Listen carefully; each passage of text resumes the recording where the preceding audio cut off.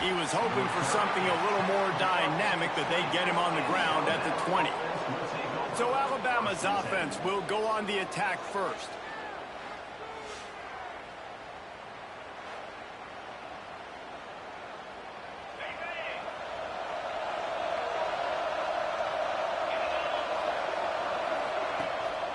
Looking for room. It's Green.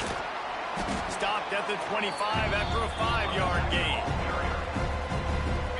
As you watch how a season unfolds and you get off to a good start like these guys have in ACC play, that momentum can really be powerful.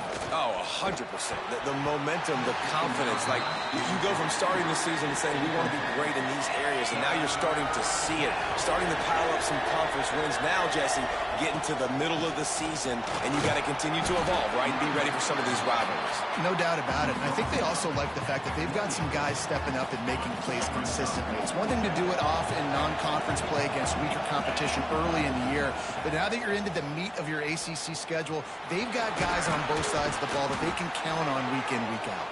And he'll move his way forward to the first down. They'll mark it at the 35. Here's this offense with a fresh set of downs. Back to throw, it's Russell. Makes the catch, it's Horton. They'll get him down, but not before he crosses the 50. He's down to the 49. Alabama rolling quickly downfield, set up with another first down. Gives it on the option. Came through like a shot and knocked him down for a loss of 5. And that's exactly what you want to do as a defense, man. You want to get penetration and not let that tank get downhill. Because when he gets downhill at that weight and that size, it could be a problem for your defense. Get him before he gets started. He'll take the deep shot. Got it in stride at the 15. And he eluded the defense, and he'll take it all the way. Touchdown, Crimson Tide. And a really nice job by the quarterback. He drops back. He knows where he's going with the football. You can tell. He sees this guy coming from left to right, running that post down the middle of the field, throws it. Perfect timing to his receiver. He catches the football, takes it into the end zone. And with the extra point, they get the first 7 of the game. So it's an 80-yard drive, and they cover the final 54 yards with the explosive play in the passing game for 6. And he'll just take a knee, and this drive will start at the 25. So Boston College's offense will go to work for the first time.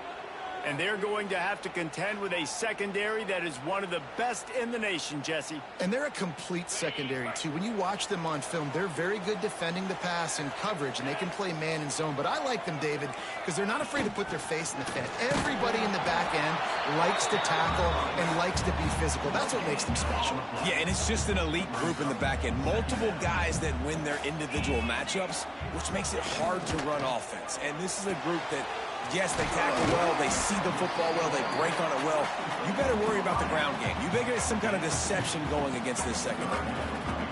Well, your opponent scored on their opening drive, so obviously no need to panic. But I know, having been in this situation as a quarterback, you want to answer right away. So really good to see him making some nice throws here on their opening drive.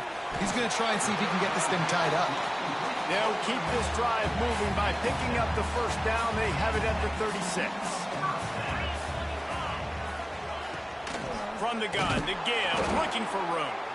And he never had a chance, just stopped cold as soon as he got it. The Golden Eagles with a long way to go after the loss on the last play. Wants to fire on second down. And the defense makes a play, and they get the quarterback down at the 26. Man, that's an impressive play. This dude is so dominant. And I'll tell you, we don't have enough time in this broadcast to list off all the great Alabama D linemen, especially in recent years. That play right there, that reminds me of a guy I played against back in the day, Cornelius Griffin, playing on the inside of Alabama's defensive line. You knew every single time you dropped back, you were going to have that guy in your lap. He was always pushing the pocket, and he was always collapsing it with his speed and athleticism and his first step. That last play right there reminds me of some of these great players we've seen on the Crimson Tide D-line here in recent years.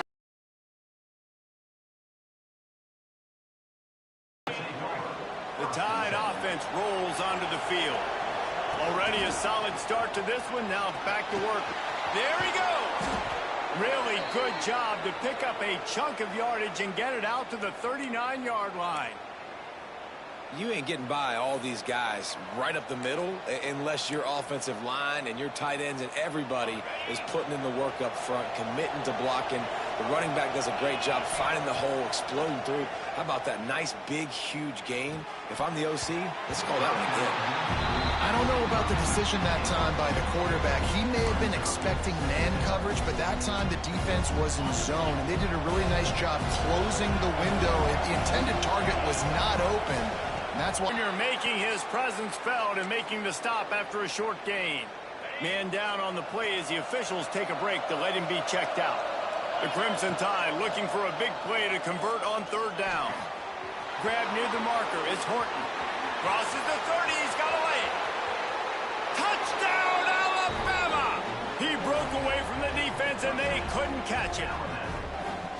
Well, this offense is top 10 in the country in points per game because they've got a lot of speed and they've got home run hitters. They score fast. They don't need 10 plays to go down the field. You saw it right there. They've recruited well. They've got playmakers. They're going to be a problem for defenses all year long. And for a quick update, let's go to Kevin Connors in the studio. Hey, guys, got a final score in a big top 25 matchup today.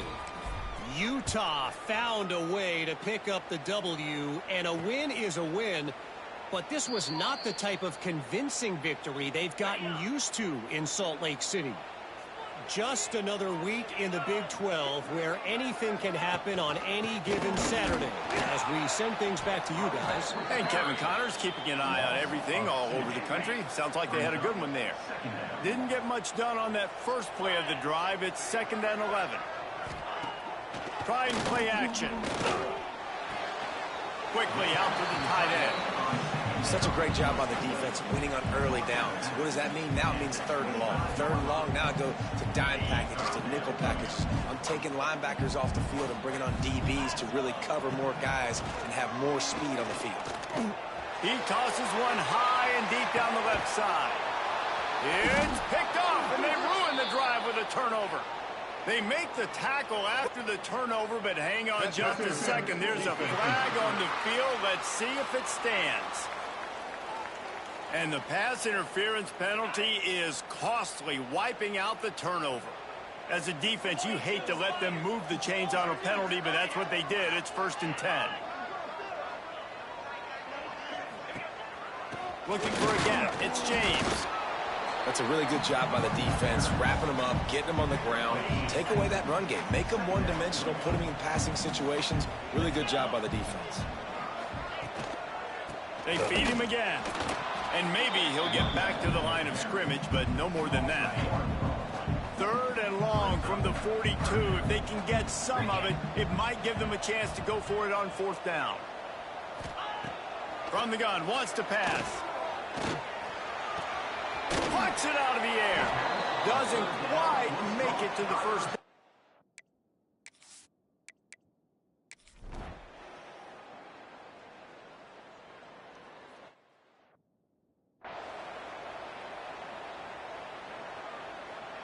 The punt team makes its way onto the field. 3 and out and not much choice but to get rid of the ball.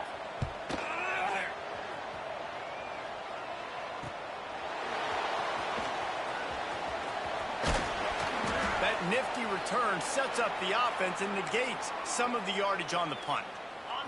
Here comes that Alabama offense. That running game was impressive, taking them right down for a touchdown last time, David. Yeah, just mauling. No secret play calls, just breaks into the open. Just what they were looking for, and he's got him set up in business at the 35 with a 1st down. You know, good running backs are the ones that can make things happen in small spaces. That running back there found his lane, he found his crease, and there was no hesitation. He got north right away and was able to make a big time. Long incompletions are okay. We got to take shots. You got to make big plays in college football. I love that you're taking shots. Keep taking them. Some of those are going to come home. Some of them aren't. But when they come home, they equal big-time points. Got it. Down to the 3-yard line, and that's where they'll have it, first and goal. It feels like everything this play caller has called has worked so far in this first half for the offense. They've generated a really nice lead, lighting up the scoreboard, and they're staying aggressive. They're throwing the football. They're dictating everything right now to the defense. Let's it go to the end zone. Touchdown tie. Quick strike through the air for the score. How efficient have they been as they extend this lead here in Week 5? You know, oftentimes in college football, the best offenses are the ones that can create explosive plays, just like you saw right there. They're top 10 in the nation in points per game because they don't have to drive the field. They've got dudes scattered all over this offense that can take it the distance on any given play.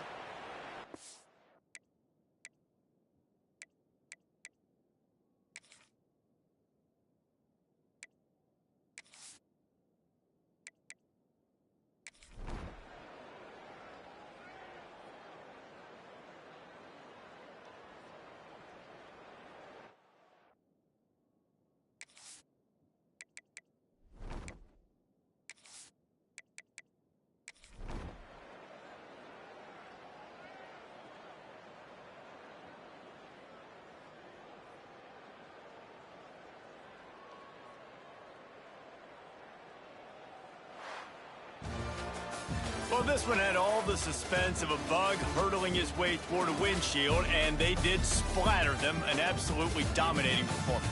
You got to give the coaching staff a ton of credit. They obviously had their guys ready to play and motivated right from the opening kick. All three phases we saw just spectacular football. No.